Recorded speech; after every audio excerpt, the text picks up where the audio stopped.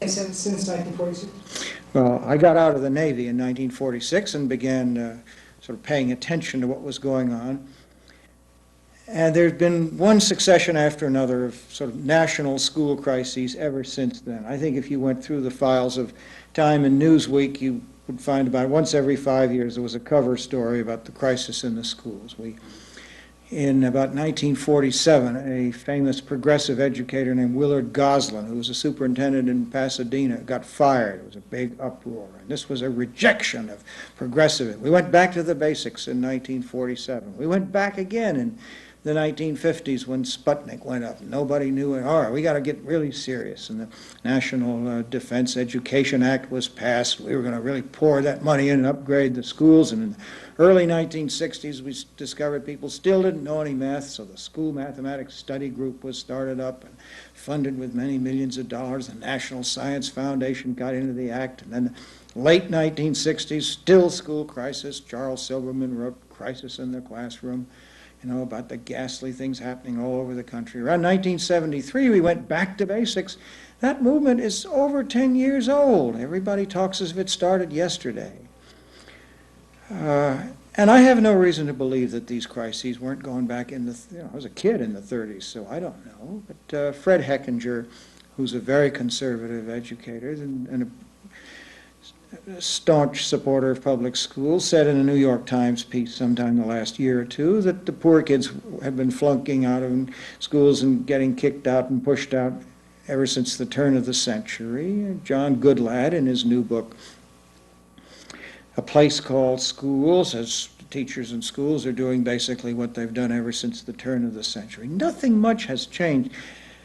There was no golden age when everybody was learning all this stuff. The poor kids were always raising hell and leaving early and so forth. I think the schools are probably marginally worse for reasons, some of which are their own fault and some not their own fault. But I don't think this is a substantial amount. And as I say, there never was a time when everybody was rushing through, coming out good readers, good writers, good at all that stuff. It never happened. That's excellent. I've been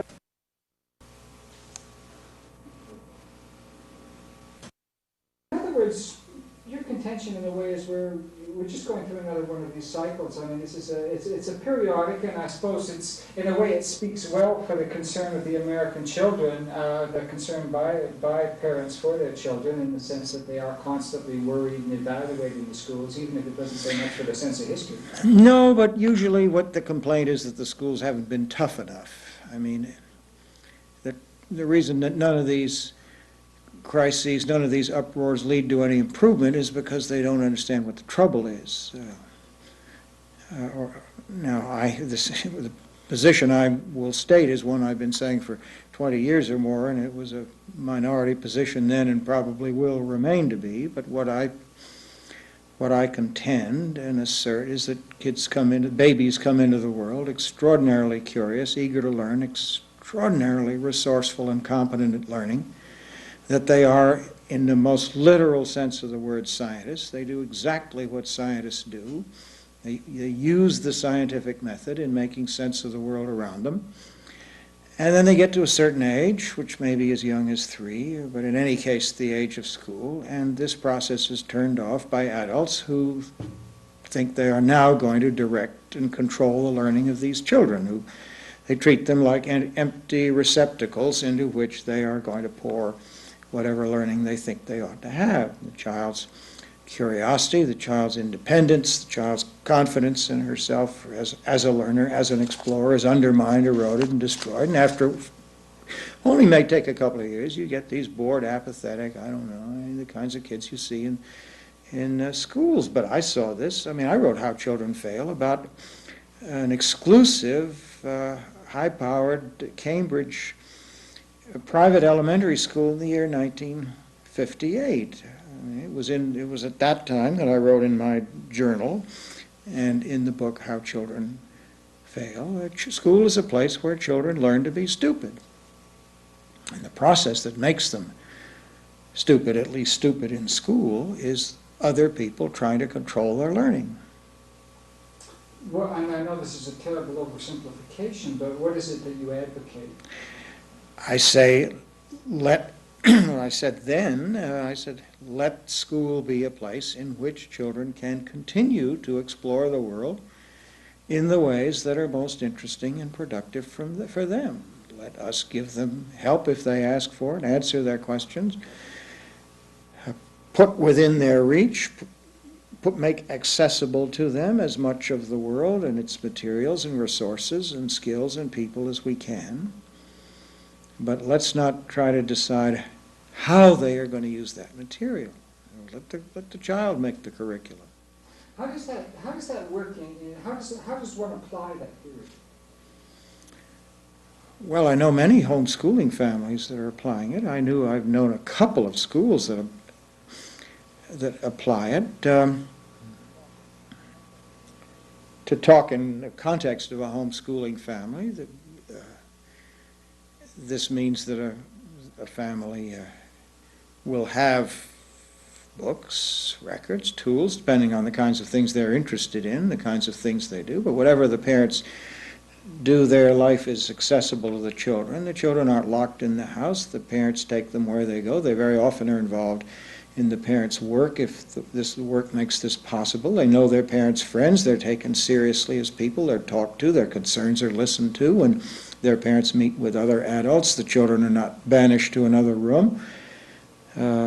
They are admitted to the world. I mean, they're treated the way children were treated before modern childhood was invented. They're simply a part of the world that their parents live in. And as I say, they ask questions, they get interested in things, in which case the parents, to use a very simple case, if a child likes dinosaurs, then we help them find books about dinosaurs, or chemistry, or rockets, or volcanoes, or computers, or violins, or whatever it is they may be. What do you think the implications are of the fact that we turn out kids the way we do? In other words, has it made our society more or less, let's say, sensitive, intelligent? I mean, what are the implications of what we're doing now? Implications are extraordinarily sinister, in my opinion. I think the society is on the whole not intelligent, not well informed. I suspect I think historically, and this is a thing you can only guess about, there may never have been a population of people that was so largely ignorant about the world they lived in. I think it has made a society, and this is true of all modern societies, not just our own, which is totalitarian in spirit, ripe for a man on horseback if the right one came along. Throughout my adult lifetime, people have been doing an experiment, which is to copy the Bill of Rights down on just a piece of plain paper, type it on a piece of ordinary paper, and set up a stand out in the street somewhere, or a clipboard, and invite people as they go by to read the Bill of Rights and to sign it. Most people, I mean, the overwhelming majority, 80–90%, don't recognize it, don't know what it is. And a large majority, reading it, think of it as something subversive. They, what is this, some kind of... Most of them won't sign it. The Constitution of the United States would not be ratified tomorrow if the people had to ratify it. And a majority of people think that people should be considered innocent until proven guilty. A majority of people, and this happens over and over again, will respond to polls by saying the police ought to be able to use torture to gain confessions. I mean, we are in spirit a highly, we're all set up for it. It's a kind of accident of history, and the fact that the Constitution and the laws and the courts do stand there in the way that has, I think, prevented us from having a much more autocratic government than we have. Yet,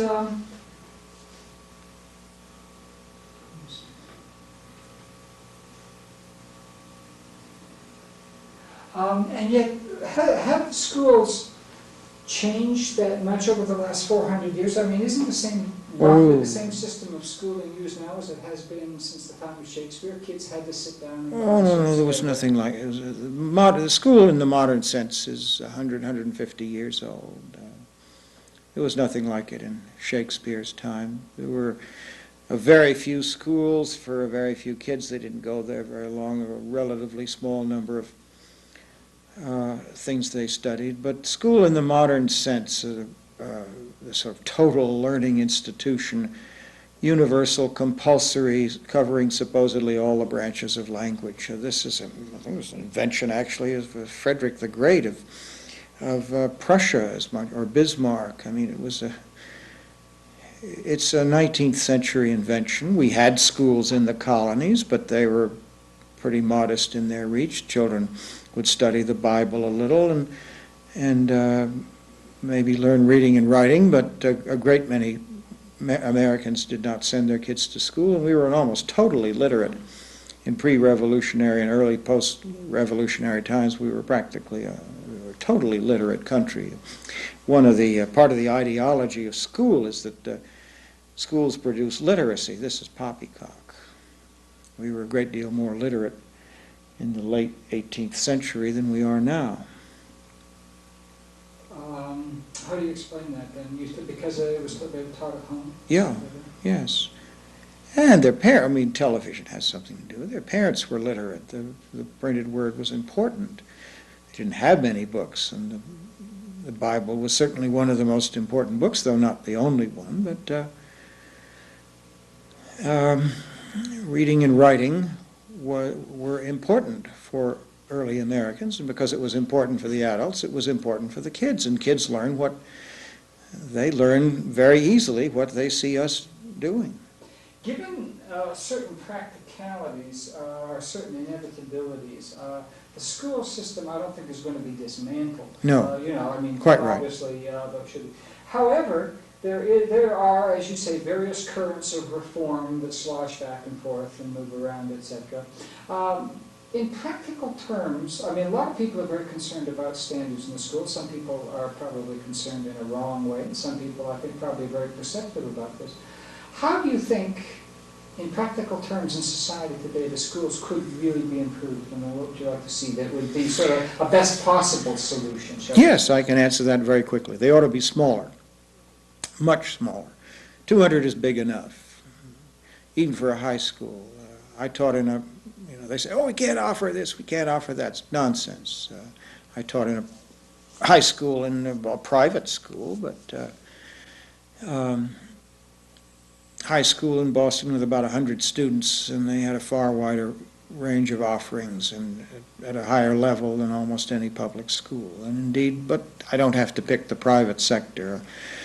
A woman taught in a one-room schoolhouse in New Jersey, wrote a book about it years ago called My Country School Diary, and there are very few of these giant schools who have what this woman on a tiny budget was able to offer her students. So they're too big. They ought to be 200, 150, I mean less than that. The model for the school ought to be the family, not the factory, but it adopted the factory model and it's in love with it to this day. Teachers ought to have a kind of autonomy. Teachers ought to be the boss of their own classroom, which is to say, not just the disciplinary boss, but they ought to decide what's taught, how it's taught, what tests will be used. I mean, they ought to be the academic bosses of their own classroom. If you ask why able people are not attracted in teaching or don't stay in, that's the reason. It has very little to do with money. I've known hundreds of able people who've quit teaching, and money was never more than a very secondary reason. In fact, the people who love teaching, people who are good at it, private school teachers will teach for much less money than the schools offer. So, as a wider variety, there ought to be a huge variety of schools, and so that parents, if the parents want a school where kids wear coat and ties and sit up like little soldiers, okay, well, there's a school down the line in which they can do that. And if they want a school which is run some other way, they can do that.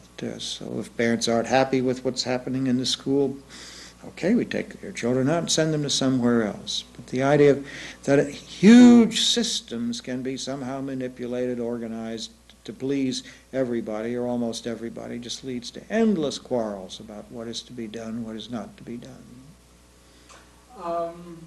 In talking to parents, do you find that a lot of them, when you're able to sit down and explain your viewpoints, agree with you? No, these are minority. Now, I think a substantial number of homeschoolers agree with me, but this is already a sort of a highly selected group within the population. These are people who, to a degree rather rare in society, really appreciate their children, like their daily company, pay a kind of sustained and serious attention to what they do, find fascinating, as I do, their growth, their learning, the ways in which these little people explore the world.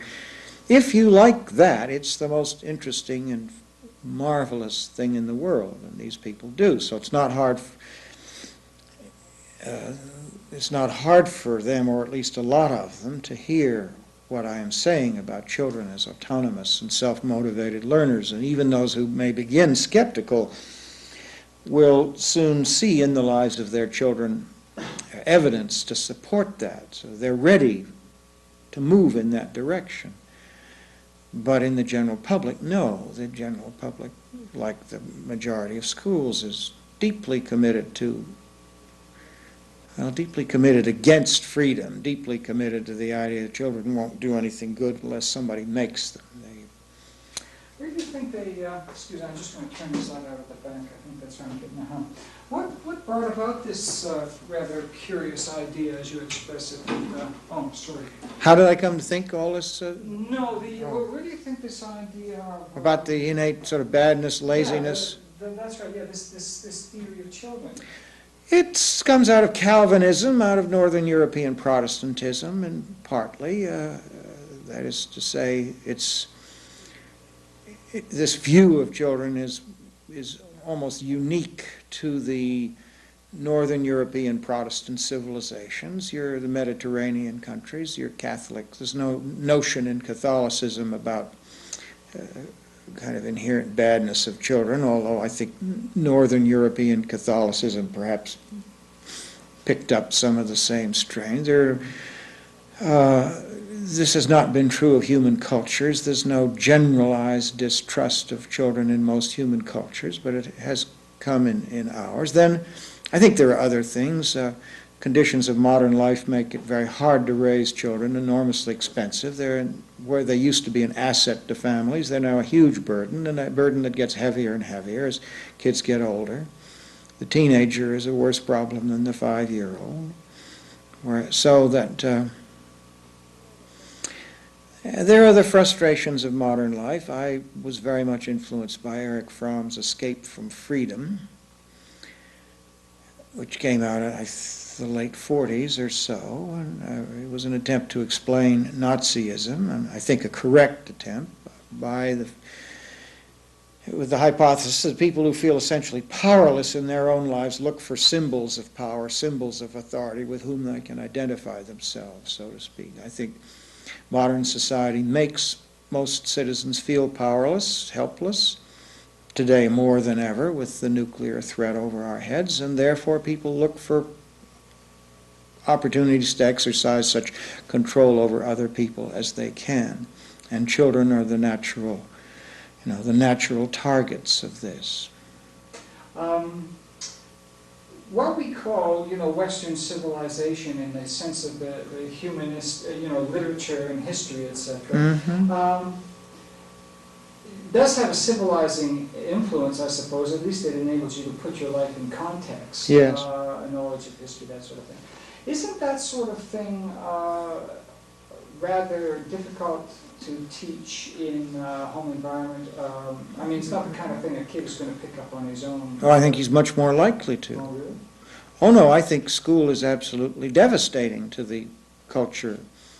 I mean, the high culture, what might be called the high culture, these words are tricky, but at any rate, is the province of an extremely small number of people in our society, and most of those people who make their living off it. I mean, how many people read Shakespeare outside of English teachers and actors?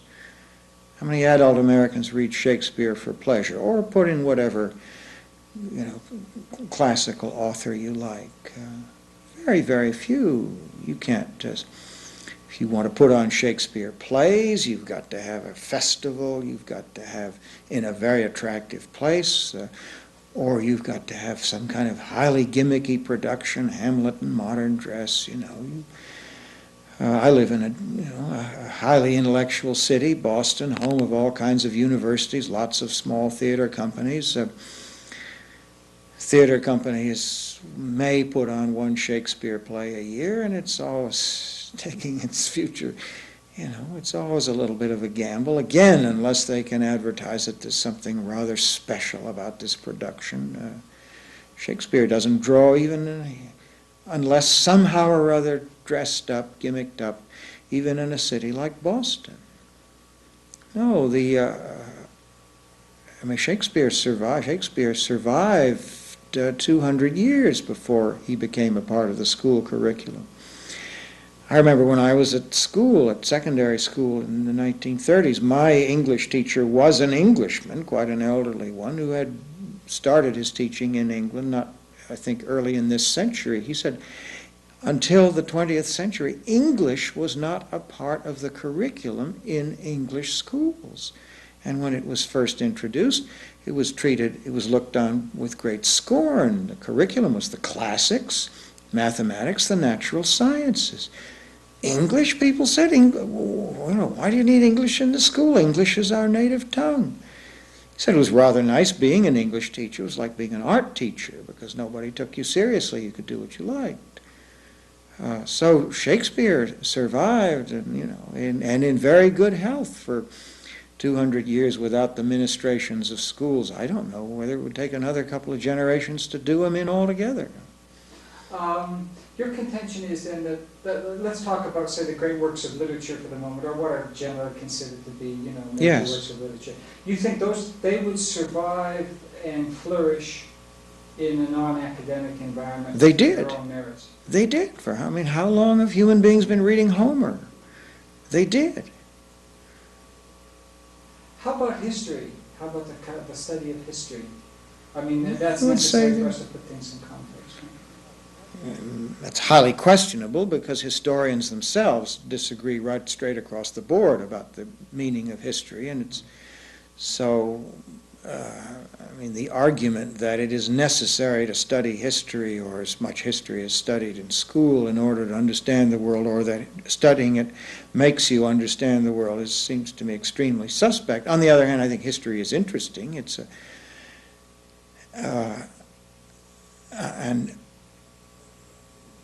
but if history survives and endures, it's because the act of inquiring into the past and what happened and why it happened is inherently fascinating to a certain number of people. In fact, I think it's quite fascinating, generally speaking, to kids. I would say schools turn kids off history. Kids love to hear what Grandpa and Grandma did or what things were like earlier. And the whole idea of people walking around different clothes or of living under very different conditions is inherently romantic and mysterious. It's sitting in front of badly written textbooks memorizing dates that make kids think that, and this in all countries, that history is something they're not interested in. I remember reading in a French magazine, one of the big ones, Paris Match or whatever it was, an article perhaps 10 years ago about young French kids. Now the French school system is often held up to us as some kind of model. Oh boy, they're really tough over there. Everybody learns. It's mythology. Large numbers of French kids don't read any better French or speak or write any better French than Americans. And this particular article was looking into French kids' attitude about their past and their history. And they have much more history in a way than we do. The response was that they're almost entirely indifferent, cynical. I remember they're quoting one child. He said, Verdun, je connais pas. This great battle in World War I. Oh, I don't give a damn about that. What's that to me? I think we have an almost entirely ahistorical generation of kids who feel that so nothing that happened much more than 10 years ago had any importance. Now this is partly the mass media and the pop culture, but it's partly that schools that coerced and controlled and manipulated teaching spoils everything it touches.